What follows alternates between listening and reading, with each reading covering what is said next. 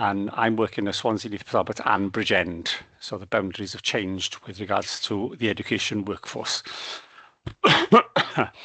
So there are lots of courses that are offered through the national website. So you'll see a range of courses from 10 hours up to 120 hours. Most of them would be self-study courses for support staff, and then for teachers or practitioners within primary, and then there's different categories for secondary sometimes as well. There's also some courses there for head teachers, and we were commissioned to do a course recently, to write a course then for head teachers and leaders. So that is something maybe that you would want to access as deputy head teachers. So they said that the course is 20 hours, but I feel that because you're all practicing teachers at the moment, so you're doing the drilio with the children on a daily basis. The Welsh is very fresh with you, whereas some head teachers have left classes decades ago, over a decade ago. So we don't need to give you the full 20 hours. That might be something, if you decide as a group of deputy teachers that you would like to have more training on using Welsh outside of the classroom. So it's things like leading assemblies, making sure that the assembly could be delivered through the medium Welsh. It's about sharing information with parents on social media and things like that. So maybe you have responsibility like that within schools. That's something that we can develop, because a lot of the courses, as I said, are ready-made. They're online. We teach on some of them. Some of these courses can be delivered then as a group, whether face-to-face or in an online course. But also my role is to work with authorities and work with individual schools or clusters, and to give you more of a bespoke training then as well, to work with you on that. So as I said, if you as deputy teachers, that might be something you want to explore. One thing that we're definitely doing for next term, and we haven't got a date at the moment, but Becca will be sending out information about a PE course that we're developing. It's a national priority to sort of get more Welsh being used across the curriculum in secondary schools, and the creative arts is the obvious place then that they've gone for. So they've created a course for secondary school teachers in PE, and we're currently writing a 60-hour course for art teachers.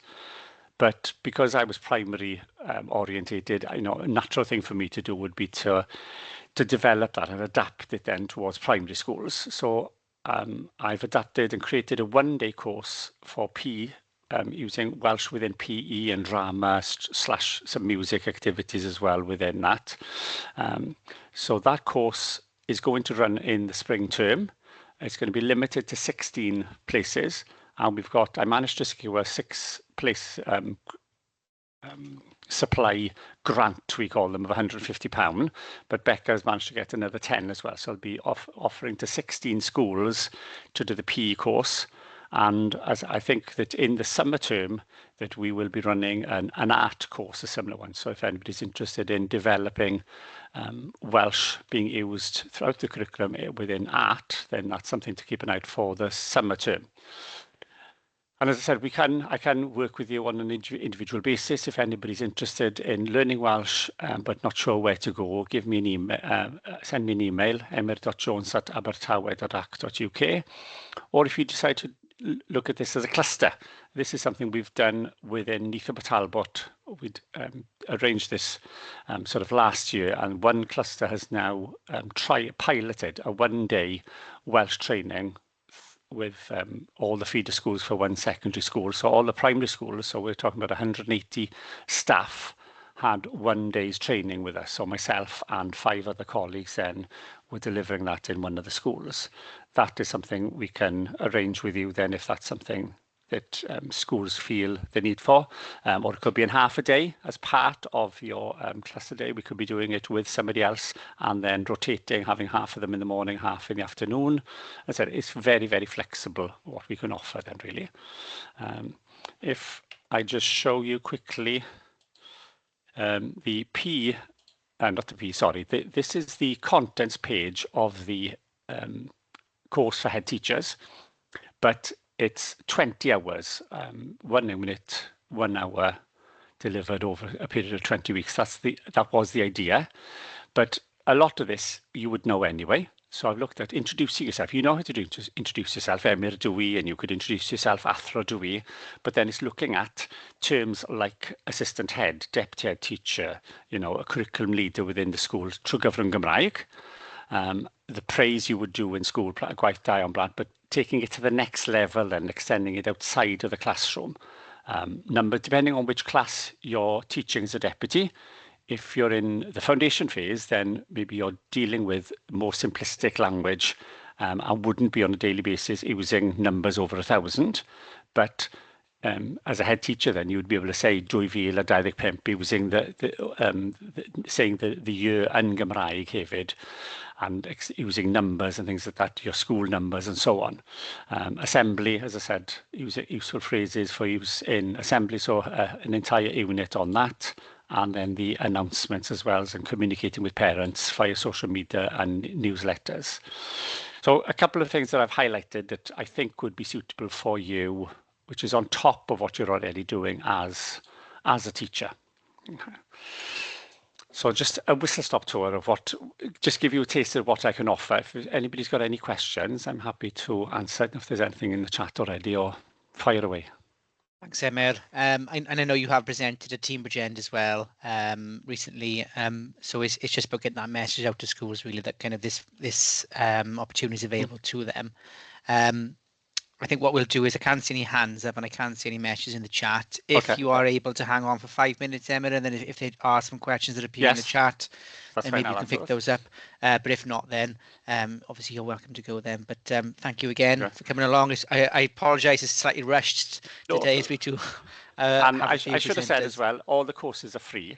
There's no charge for the course on anything. And even if teachers want to go to a course in the community in their own time, of an evening, they can still get the course for free.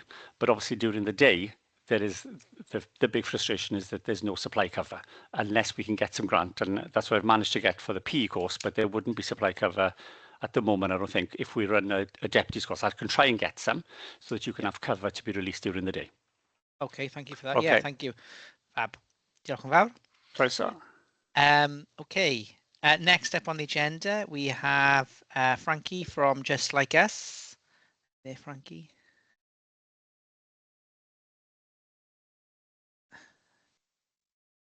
Frankie, I don't know if you there we go. Oh, there you Can go. you hear me? Yeah. I can hear you now. I knew I was on mute and then I was trying to share and it was just a bit of a nightmare. Sorry. I'm also not that familiar with Teams. Can you see what I'm sharing? I can, yes. Okay, fab. Brilliant. Well, I'm Frankie and I'm the Head of Education Programs at Just Like Us. So Just Like Us is an LGBT young people's charity. Our mission is basically to make things better for young people in schools and outside of schools across the UK. So we work in every kind of school in the UK.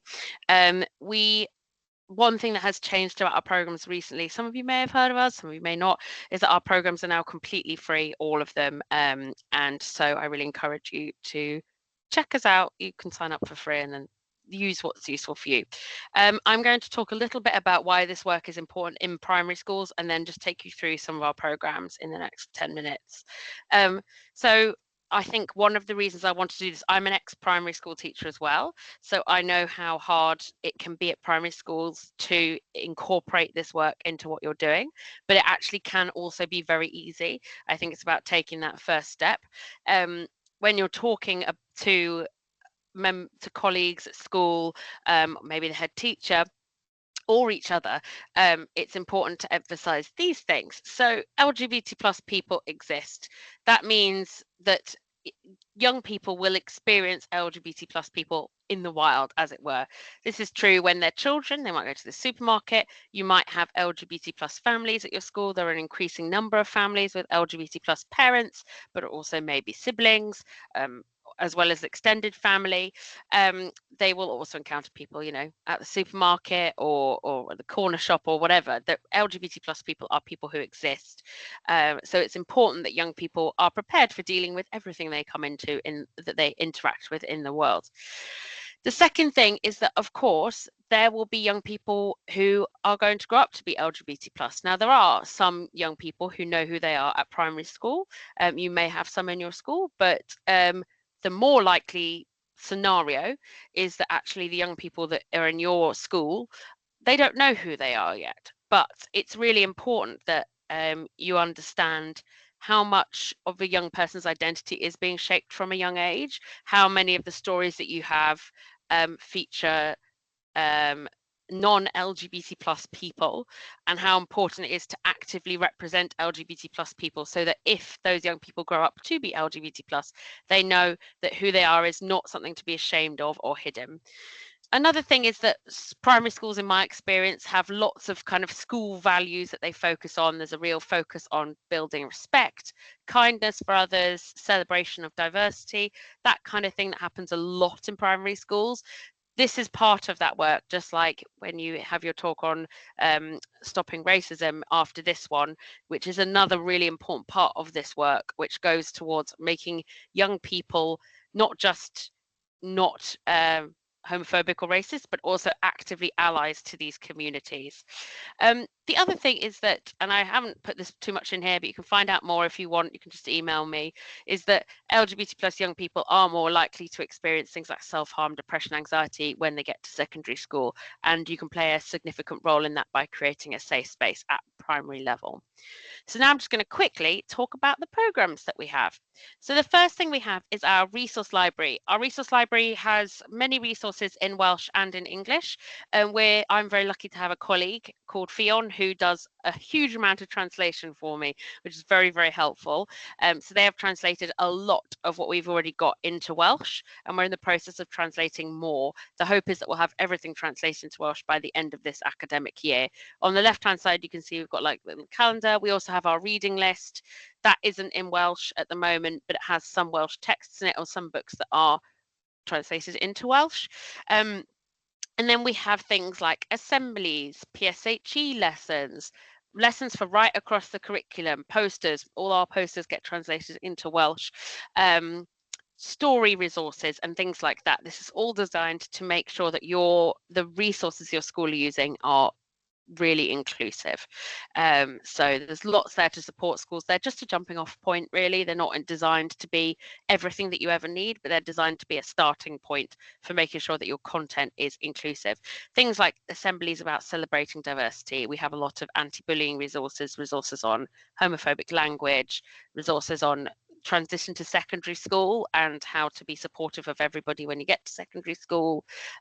Lots of resources on LGBT plus families as well. Then we have School Diversity Week. So School Diversity Week is our week-long celebration of LGBT plus inclusion. Our resources for School Diversity Week do also come in Welsh. And this is designed to be a like any awareness week, I guess, something really celebratory. It's a great chance to celebrate all kinds of diversity in your school, but we hope that you include LGBT plus diversity in that. It's such a joyful week. You can see down there some bunting that one school made. But people do all sorts of like fundraising events, or we provide lots of assembly resources. We provide lots of display resources. So a lot of schools make a display. We get some schools doing their own little mini pride parades or doing rainbow cake sales, that kind of thing. It's just a really joyful week, and it's right near the end of term. In 2026, it's taking place from the 22nd to the 26th of June. So it's also after exams for any people taking exams. It's more applicable in secondary school. But yes, that's School Diversity Week. We also have, this is very misaligned on the page, so I'm sorry. We have brand new in the past year, some e-learning. Again, it's free to use, and this one is actually a clip of the secondary one, but we have the exact same one for primary schools, which focuses more on primary school specific scenarios, issues that might arise more in primary schools, such as bullying based on someone's LGBT plus parents, for example. These take about 45 minutes. They're CPD accredited, and the design is that you can go back to them at any point because they're virtual. So you don't have to kind of attend something in person or even in person online. So, and we are adding to that this year The hope is that we'll have one about LGBT plus terminology, which I know a lot of staff really want, and maybe some about talking to parents as well by the end of this academic year. So that's something you need to kind of keep an eye out for. And then finally, we have a parent guide. This was designed with our ambassadors. So our ambassadors are 18 to 25-year-old volunteers who share their experiences. They fed in, and it's for any parents. So parents of LGBT plus children, LGBT plus parents, but actually primarily parents who don't have LGBT plus children, but are looking to build those inclusive homes. But it does also have guidance for parents whose children come out, for example. And this is designed to help all families become more inclusive spaces, and hopefully is also helpful for you. We're also developing a teacher guide, which is due out in the kind of by the end of the academic year as well, hopefully by about February, but watch this space for that, which will be for staff to have some support with what to say to parents and what to say to each other if you're kind of negotiating this in a school space. So I think that is it. I'm going to stop sharing. That was extremely fast. I do appreciate. I was trying to get through it as quickly as I could. If you've got any questions, please do feel free. I didn't see anything, so I'll just check the chat. That's Emre. Thank you, Frankie. And again, can I just give a bit of context into kind of obviously where our discussion with Frankie came from? We've seen obviously schools have engaged a lot with organisations such as DARPL and Show Racism the Red Card around anti-racism, but through kind of analysing the data that we've had through instances of discrimination within schools, we're still seeing that high level of reporting from a anti-racist perspective, from a racism perspective, sorry, but reporting around other forms of discrimination, including homophobia, is still very low.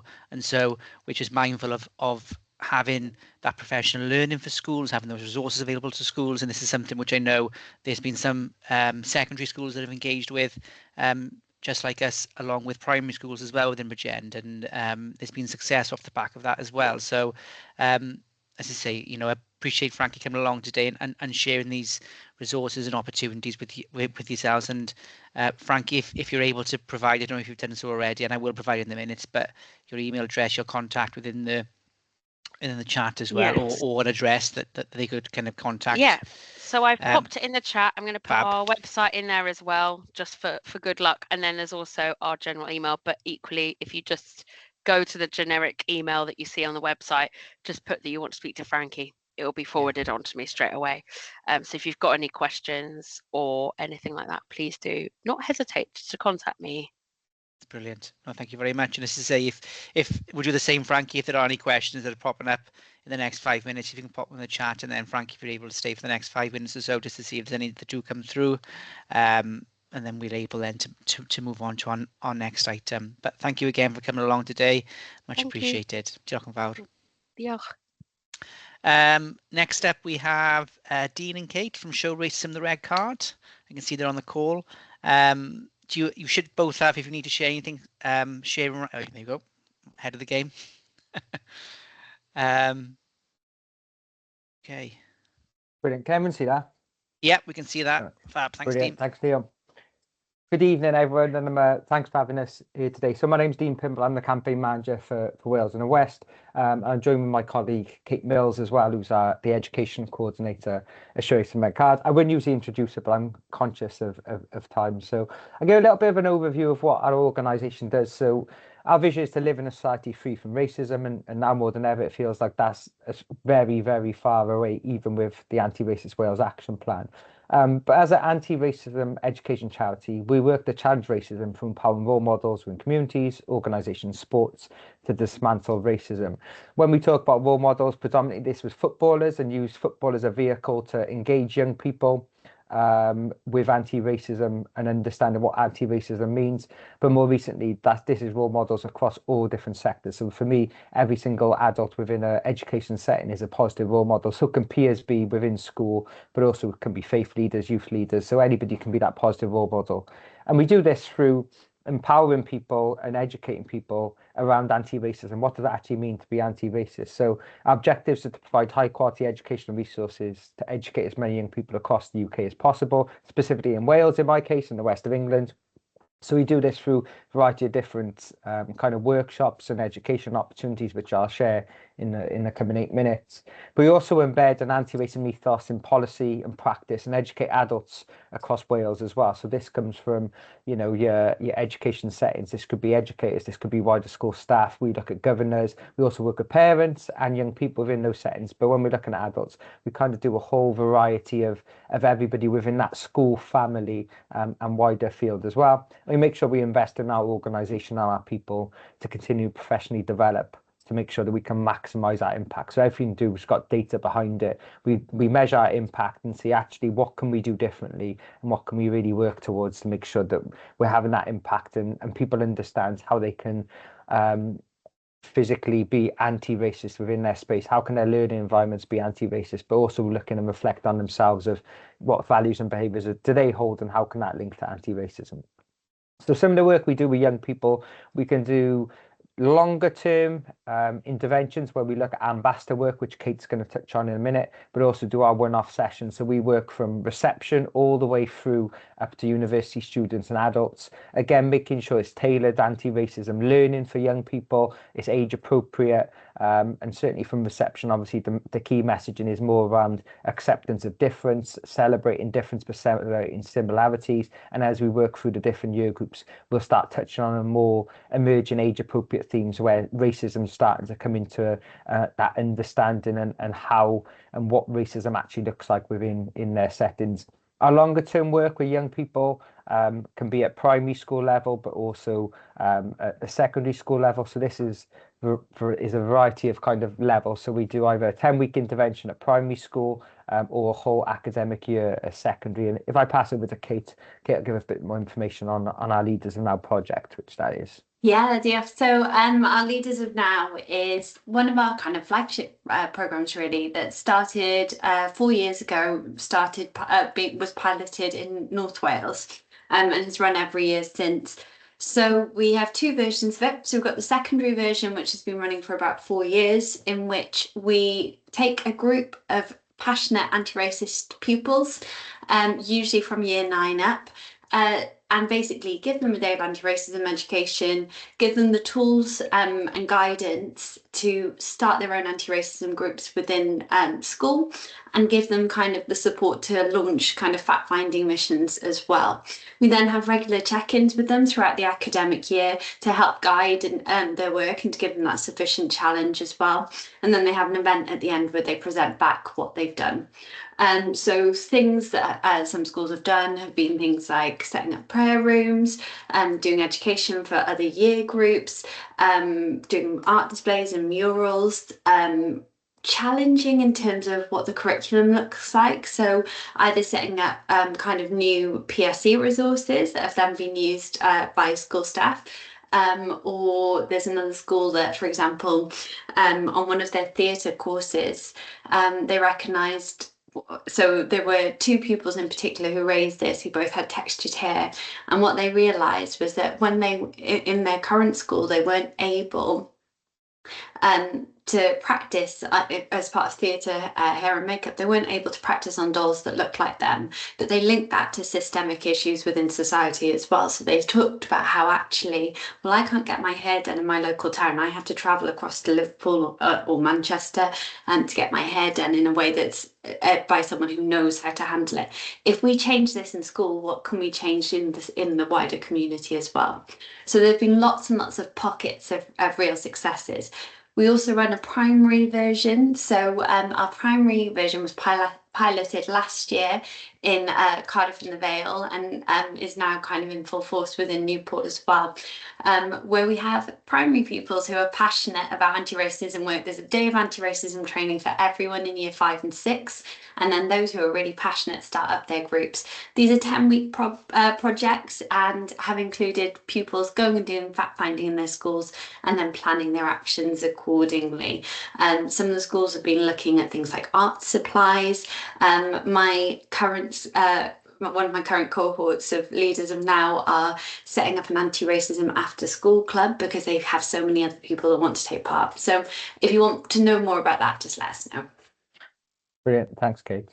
We also do anti-racism for educators. So this can vary from twilight following on from a school day, whether it could be half day inset, full day inset. Also, we're part of the DARPO project, so we do extended leadership series, but we can do that within ourselves as well, where we can work with the leaders of a school or leaders across a big cohort over a number of weeks, and that's something that we can introduce, touching on all different topics, you know, meeting school communities and school educators of where their knowledge levels are and moving them forward on that anti-racism journey. So again, if you want to hear more information, we're more than happy to share that with you. We do some work within workplaces as well outside of the school setting, but also we brought in some auditing and action planning. So we'll go in, we'd speak with senior leadership teams, we do an audit of what's going well within school, where there could be advancements in anti-racism work, and give some recommendations and some support of creating an action plan of actually what does anti-racism look like within your school in the short, medium and long term. And that's something that's really important, looks at policy, looks at kind of curriculum, can look at a variety of different kind of topics within there, including voice and power, community, in-reach, outreach work, and that's something that's been really key in schools. We also do our big awareness raising initiatives, so things like our month of action within football, where we ask grassroots teams and professional teams to wear our t-shirts, share an anti-racism message on social media, but also our Wear Red Day. So proud to say that this year we had 550,000 people across the UK wear red, over 100,000 those were based in Wales. So, you know, we're really passionate and we got real massive amount of support. So not just a awareness raiser, but a fundraiser for Show Racism the Red Card as well. We do resource creation, so we got our education hub, which is free for all schools for anti-racism lessons on, but we also link big global sporting events and big global events to anti-racism. So we did some work around the Paralympics and Olympics, we did it around the World Cup, the Women's Euros more recently, and we're looking to do some work now in March around the Rugby Six Nations as well, which would be really key. And lastly, we do lobbying and research, and we launched our research in May of this year, and Kate was quite instrumental and led that piece of work, so I'll pass over to Kate. Yeah, I'll pop a link in the chat to the summary and executive summary in the full report. But there were some really interesting findings there about the need for clear reporting and recording procedures, but also how piecemeal teaching of anti-racism can be really damaging if we don't think about it as a whole and thread anti-racism into everything we're doing. I'll pop that in the chat though for you as well. I'm also going to pop in the chat a link to our creative competition, which is now live. It's a free competition for all schools to enter. There are categories, Welsh language, English language categories. It's linked to the areas of learning and experience as well. So please do have a look at that. Sorry for the whistle top store. I know Neil's given us 10 minutes and he was going to be strict with timing, so we have tried to stay really close to those timings. So thank you very much for listening. And I'm sorry that it has been quite quick paced, but my email's on the screen, so is Kate. So please let us know if there's any questions or anything you want to reach out about. Please reach out to us. Thank you both. Yeah, I do appreciate you condensing it for us for today to kind of fit everybody in. So, yeah, it's as I say, again similar with what we had previously as well. Kind of this, obviously, the anti-racist practice that's going on across lots of schools is out there, and this is just another avenue that you can kind of engage with to support that practice as well. So, I know we've had some recent success with schools in Bridgend. I know Garth Primary School, Chris is on the call. Just to say, yeah, I think they engaged with the creative competition last year and did very well off the back of that as well. Chris, are you there? No problems. I am, yes. Yes. Yeah, was it the creative competition that Garth Primary School engaged with? Yeah, so we engaged in the expressive arts category, and I think my year 5 class at the time, we made a rap based on inclusion and diversity, and we went to the award ceremony, had a great day, came second overall to 2 other raps actually, one that came second and another that won it, but we had a great day out. The children got a lot from it. It's very well organised, and yeah, there was a lot of pride across the school then, because they shared it with school back in assembly, and we made a big deal of it with the parents, so it was a nice whole class event really. So yeah, we enjoyed. Brilliant, thank you, Chris. Yeah, and it's just kind of giving that kind of context from a Bridgend perspective as well. So hopefully, you know, there might be some more engagement from others as well. So thank you for that.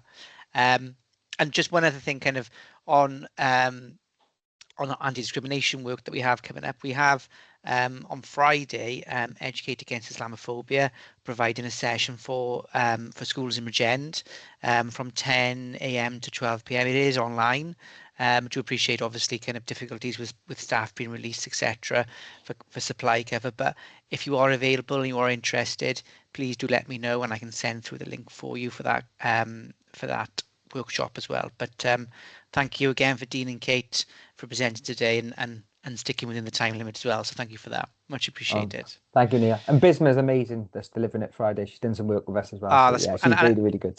I was going to say, yeah, it's I know that's been provided through DARPL previously, and some schools may have engaged with that already. But if you do have that opportunity, again, it's about providing those, not just the training, but there's those resources that you can link in with as well. So I know kind of schools who have gone on it have said it is very beneficial. So yeah, thank you very much for that. Much appreciated. Diolch. And we also have we have Claire Shears on the line as well from Cwm Taf Morgannwg. Claire, I'm going to hand over to you. Lovely. You have a slightly more. I did put 5 minutes on the agenda, but you have slightly more than that. I have 10, so that was my error. Sorry. So if it does go slightly over, we've got Sam then to finish us off with the last item. So Claire, over to you then. Thank you very much. Lovely, thank you. Let me just try and present in Teams. Let me know if that's popped up. Oh. Yep, I can see that. Lovely, super. It hasn't, funny enough, it hasn't popped up for me. Here we are, so hopefully it'll work. Thanks everybody. So I'm Claire Shears. I'm the Programme Coordinator for the Health and Wellbeing Promoting Schools team, and also the Healthy and Sustainable Preschool Scheme, which runs across the Cwm Taf Morgannwg region. So the purpose of today is really to promote the work of the team and also to provide you an update of some of the wider challenges relating to health behaviours for children and young people in our wider communities. So who are we and what do we do? Tell me if this is moving, Neil, because it doesn't appear to be moving. It's just moved now. Lovely, super, thank you. So if you're not familiar with us, we are the Health and Wellbeing Promoting Schools team, and we're made up of myself as the Programme Coordinator, and we have 4 practitioners that work across the region. We work with 196 maintained schools, so that includes the areas of Merthyr, Rhondda, Cwm Taf and Bridgend. And what we do is we support schools to deliver on those big Welsh Government health and educational policy drivers, which would include things like the whole school approach to emotional mental health and wellbeing statutory framework, RSE, Healthy Weight, Healthy Wales, and also the health and wellbeing areas of learning and experience within the new curriculum. So the aim of the Health Promoting Schools team is to help you in becoming a health promoting school. And the World Health Organization has defined a health promoting school as one that is constantly strengthening its capacity as a healthy setting for living, learning and working. So taking that whole school approach, you can see there we've got 4 key pillars to build a foundation to become a health promoting school, and a whole school approach is a common thread throughout the 4. But in terms of what does that mean, schools can use its organisational potential to positively influence the health and well-being of the whole school community. And that would include your learners, your staff, your families and that wider community. This is about stakeholders all coming together, working in partnership to embed those long-term health and well-being outcomes. And that would be essential to support the educational achievement of our children and young people. And why is it so important is because we know the health and well-being and educational outcomes are intertwined, and by looking after one we make a positive impact on the other. They have like this sort of symbiotic relationship, and we know that when children and young people are healthy and well, they are better able to learn and to achieve their full potential. They're also less likely to experience the barriers to educational achievement, such as reduced attendance due to ill health, reduced attendance due to anxiety or depression. And by improving attendance and education outcomes, we also can positively impact on their health and well-being.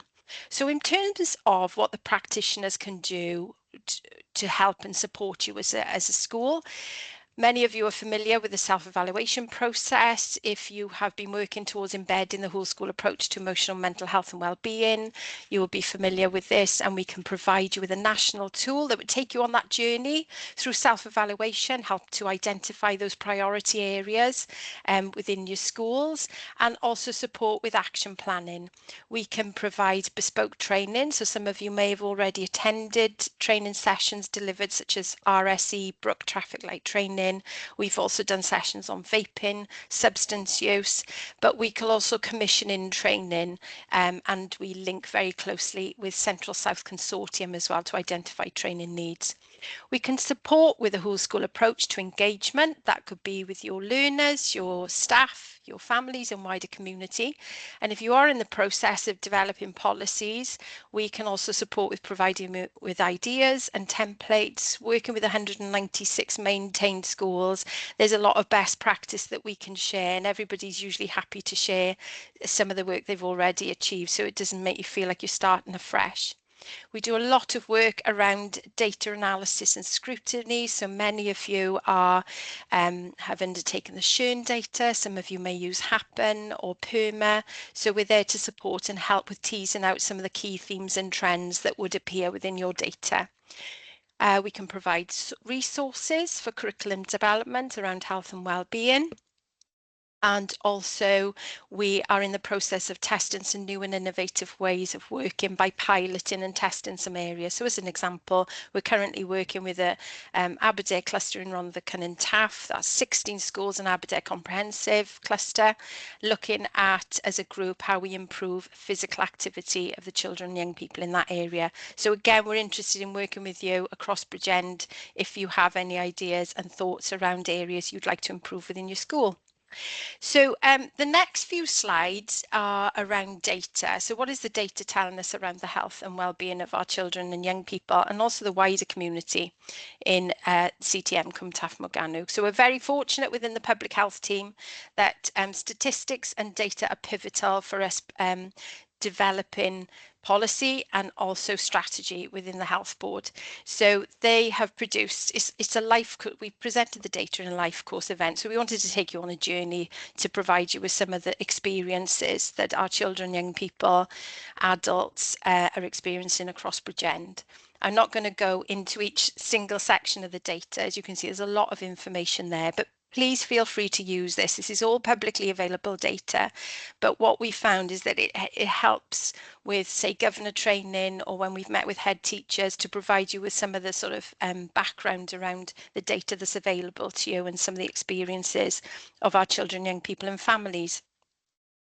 So it's a cradle to grave approach. You can see there we're starting with adults, and it'll take you through pregnancy, and then the next slide, I don't know what's happened with this, but what I'll do, Neil, is I'll share the presentation, but I'll also share the original data that came from Public Health, which has got a much better slide than this. Okay, you can see there, though, it takes you into the early years, so the first 1,000 days, to primary school, into adolescence and beyond. Okay, so there's lots of information there. And what we do know is that in terms of those key risk factors, issues like smoking, childhood obesity, adult obesity, low birth weight, low breastfeeding and high levels of teenage pregnancy have an impact on heart disease, diabetes, cancer and dementia. So we're always looking at ways of preventing, early intervention and prevention of these health issues. You'll also have there the reference list. So if you wanted to refer to any of those key pieces of information, the reference list is there for you as well. So in terms of what do the health board and wider partners do about it? So I don't know if you're aware, but within the health board, we work with wider stakeholder groups, and we've got strategic groups that link in with the information and the data that we have to impact on children and young people across the life course. So we've got 2 specific strategic groups that connect with children and young people. Starting Well takes us from preconception to the first 1,000 days, and then our Growing Well strategy group would take us into the time where we are transferring and handing over care from children to adult services.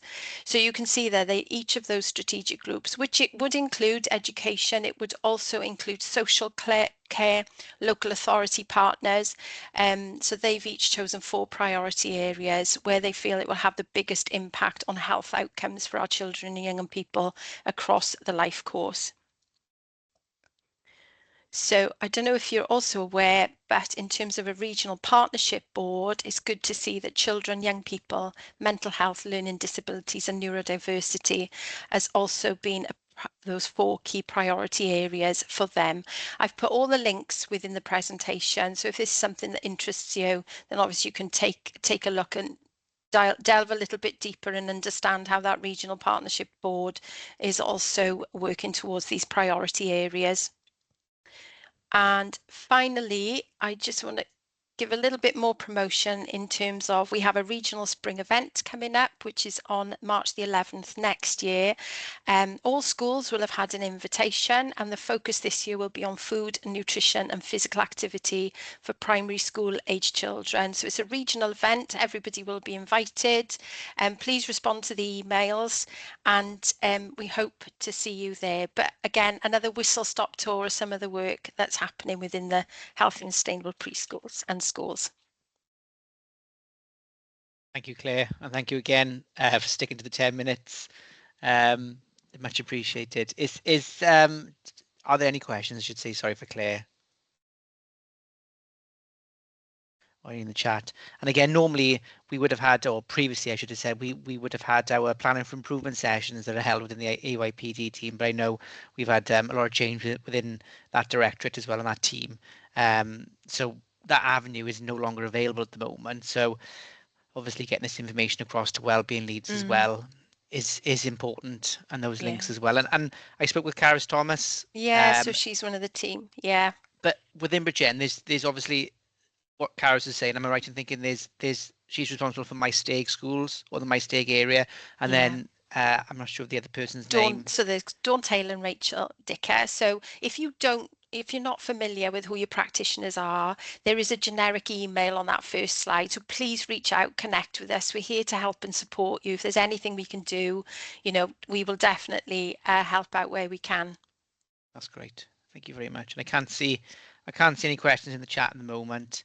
Similarly, if you want to stay around for the next couple of minutes, then obviously feel free then to leave then after that. But thank you again for today.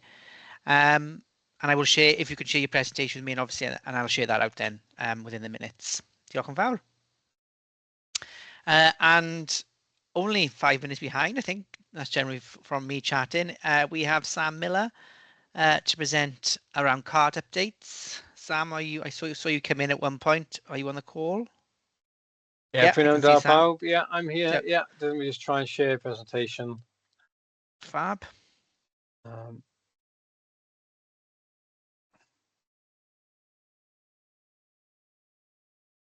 Hopefully you can see the presentation. Let me just try putting that into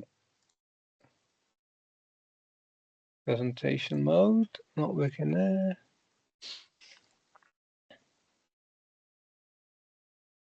Yeah, there we are. Hopefully you can see that presentation now. Lovely. Okay, so pin on there, everybody. Thanks for inviting me back to give you more detail about the card update. So objectives, how long have I got, Neil? We've got about 15 minutes until we conclude. We should be okay. Yeah, we should be okay. Deal. So the intention is to provide colleagues with a better understanding of support and services delivered by card, and how to access that, what it looks like. So hopefully everybody understands how to access the services and what the outcomes might be. So just a bit of background. When I was in my previous post in the summer term, we completed a card task and finish group. Some people on the call may have participated in that. If you did, thank you. But these are a summary of the outcomes. Staff shared that the CART team have excellent relationships with schools. They're highly visible and responsive. And the secondary consultation model last year worked well. So we're trying to build on that, and albeit a small team, try and create as much capacity as we can from a very small team, because we know there's a lot of demand. And like I say, it is a relatively small team. So it's myself as the lead, Lloyd Hughes and David Boland as the specialist teachers, and Alison Thomas Williams, Jessica Roberts, Judith Gonzalez, and Vicky Davis as the specialist support officers. So the card delivery model for this year is largely, and not really anything changed. This is largely as it was. It might be a clarification, but this is what it is now. It will remain under review as things go through, and I'm sort of seeing processes work for the first time. So the vision is the CART will be an early intervention, advice, support and guidance service to support children to thrive in their home school setting wherever possible. So consultation model, we advocate the consultation model that's already in place in secondary. I'm having conversations with colleagues across the local authority at the possibility of rolling out consultations with primary schools as well. I know that schools already have consultations with education engagement team, education psychology service, for example. So I'm having conversations about how we may be able to combine some of those things rather than have an additional consultation for CART. Schools may choose within that consultation to discuss a small number of individual learners. The intention is they're more thematic, what training is required, what issues of the school facing that we could discuss systemically, but we can discuss small number of learners where individual learners would be discussed and parental consent would be required, because we will hold that data. We would note that, we would write their name. So as soon as we write their name down and store that, then we need a GDPR consent. And the behavioural audit, I'm looking to try to roll out once it's approved. I'll give more details on that as and when that's approved for rollout.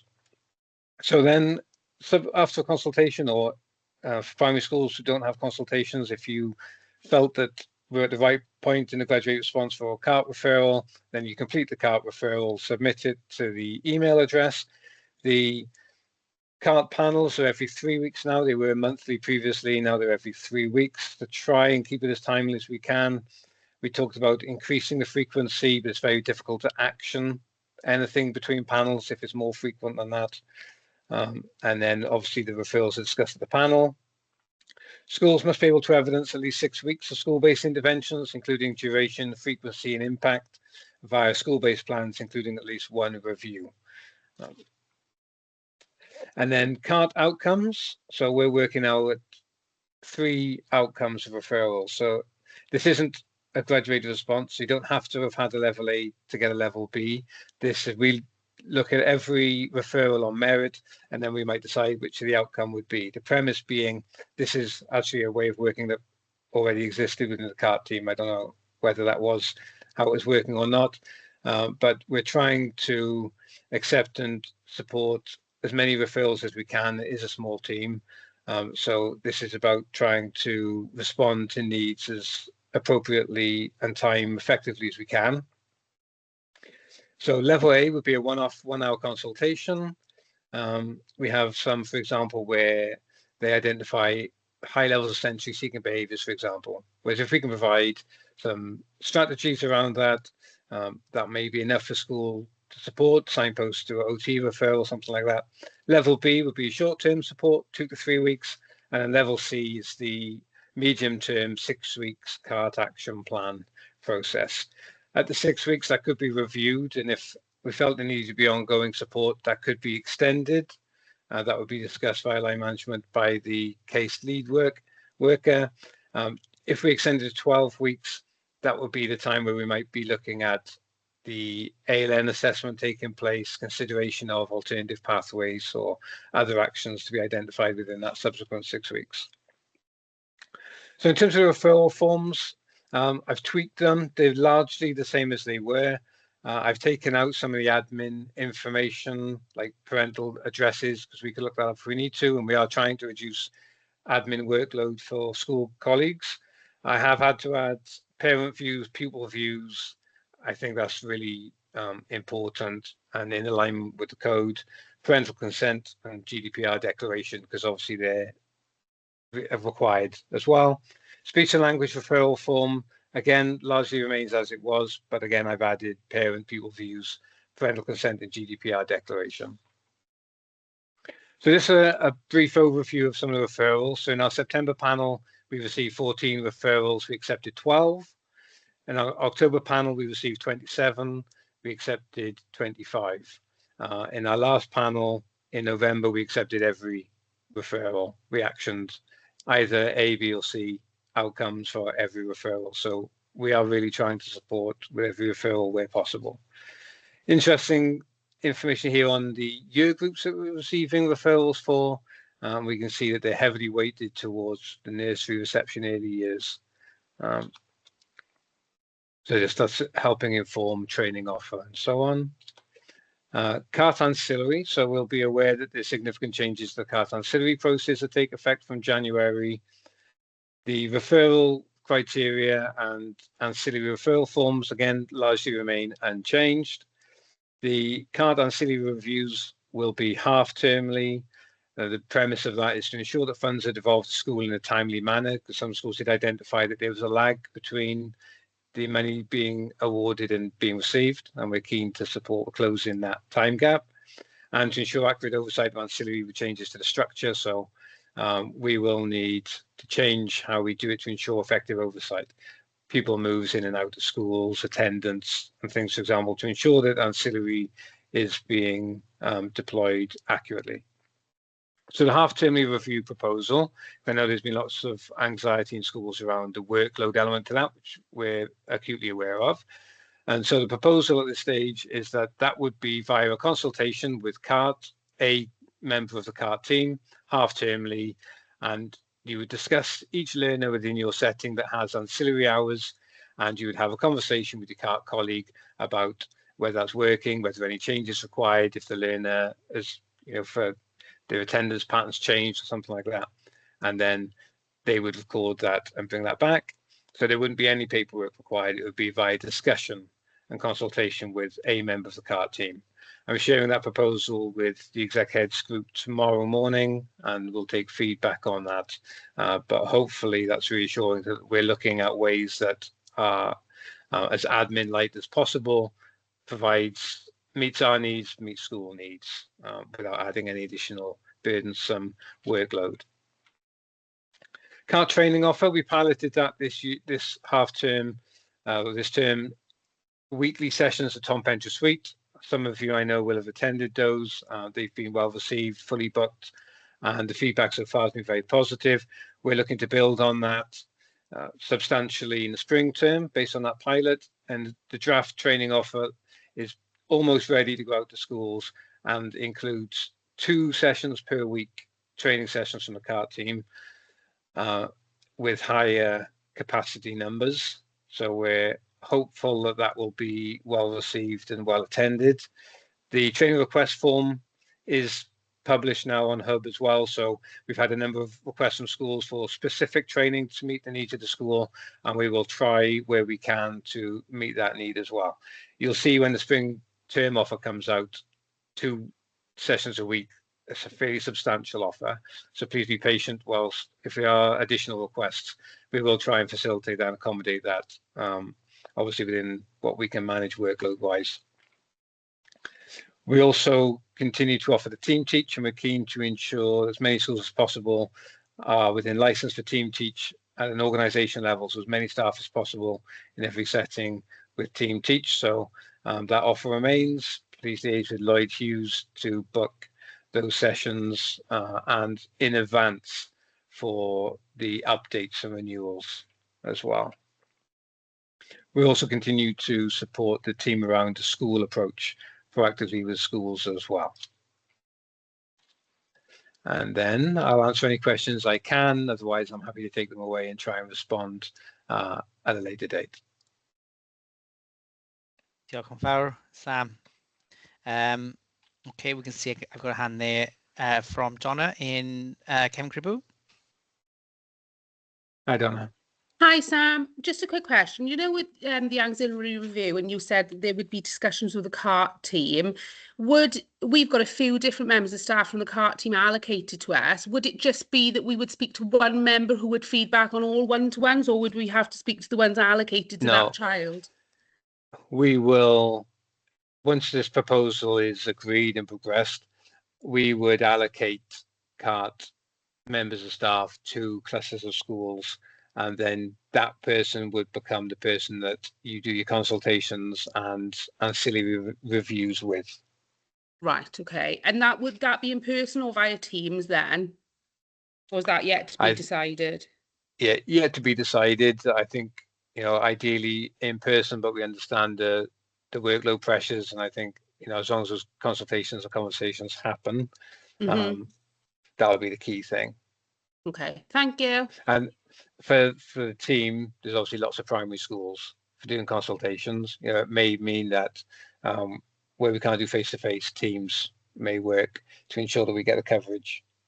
Yeah, thank you. No problem. I can see Jill's from Briterian just popped a message. Apologies, Jill. I haven't. I can see. I've just checked my emails. I haven't received anything from yourself from Briterian. Do you have the questions to hand?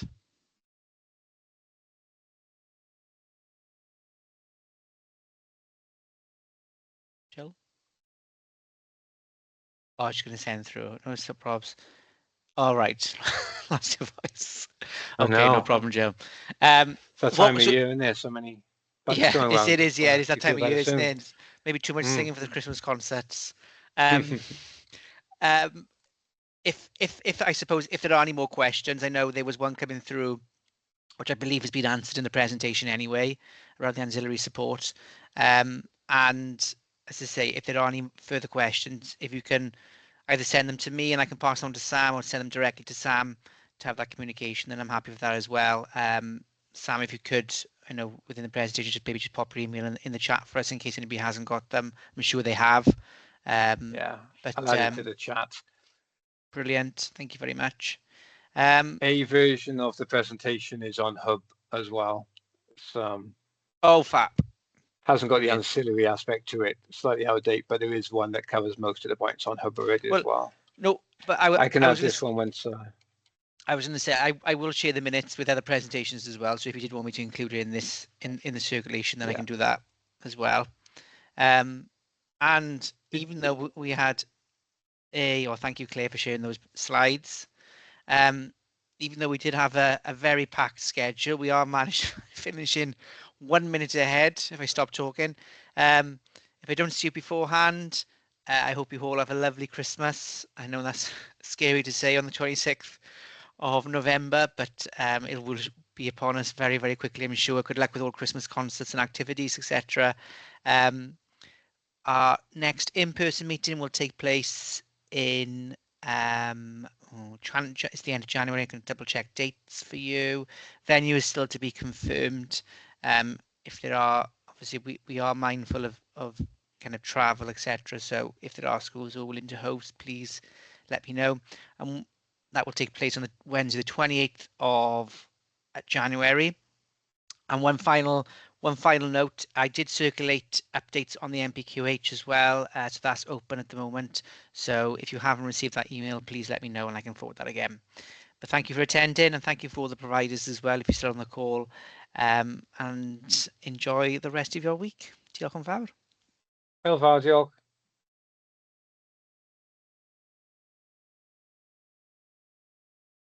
I'm happy to stay a minute if anybody do want to stay and ask any questions. Oh, thanks, Sam.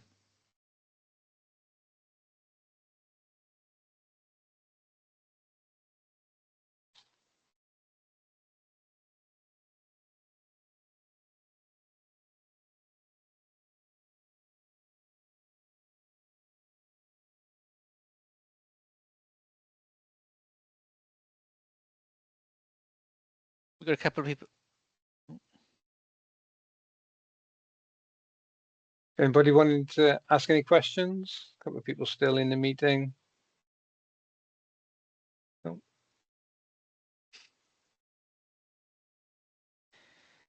Hi, Sam. Are you planning to visit us soon? We've been trying to contact you. Tyrion. You didn't get the email either from Jill, so I wonder what's... Hi, Sam. Sam, you still Yeah? there? Can you hear me? Yeah. Hiya, it's Michelle here from Plasnewydd. I'm the deputy. Hi, Michelle. Hiya, I just wondered if you knew there was a meeting due to take place, an extraordinary meeting. About a pupil? Yeah, either Thursday or Friday. Yeah. I know. Yes, I know that Jen had emailed. We were just trying to see if the meeting had taken place, that's all. Or if... Yeah, if give me a minute, let me just finish up here. If there's any other questions, can you send me a Teams link and we'll meet separately? Yeah, okay, that's no problem. If you're able to. Yeah. Yeah. Very briefly, because I know it's 4:30 for you, but No, that's fine. I'm happy to jump on. I don't need the details. I just did the meeting take place. Yes. Yes, the meeting took place, and right, okay. I've managed to get an outcome this afternoon. I'm happy to share with you. That's great. I can just let the others know, and then you'll probably email them tomorrow. Yeah. Yeah. I'm already liaising with other colleagues to action the outcome, so let them know I'm on it. And we were just unsure whether it had gone ahead, because sometimes you can't get officers together. And no, I appreciate it being a little delay, and you've been very patient. So I have been chasing this afternoon. I've managed to get an outcome. So brilliant. I can tell them to look out tomorrow. That's great. Lovely. Diolch, Sam. Thanks, Michelle. Bye. Jill, I just popped my email in the chat, Jill. Email, I apologize if I've missed anything. Please email me again, and I'd like to come out, and I'd love to come out and just try and put it in the diary. So apologies if I've missed something and I haven't been replying, but yeah, I'm happy to come. I'm not sure what's happened there, but if you email me, we'll try and send me some dates and times, and I'll happily try and come before Christmas. Ideally, it's looking very busy for you guys with concerts, equally busy in my calendar, but I'd love to come sooner rather than later, especially as you've been trying to get hold of me.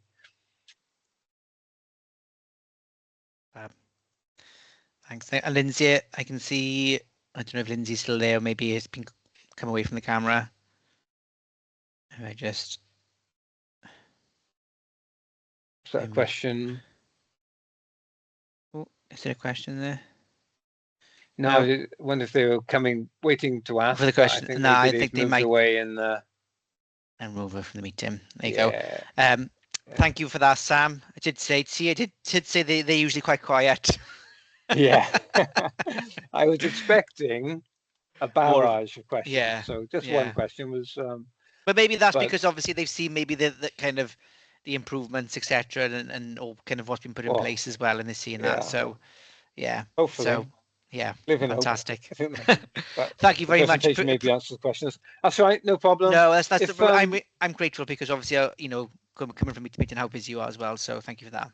No, if you do get those questions from Jill, send them through. I'll forward them on. Yeah, I will do. Yeah. Thanks very much. All the best. Cheers, Neil. Take care. Bye. Bye.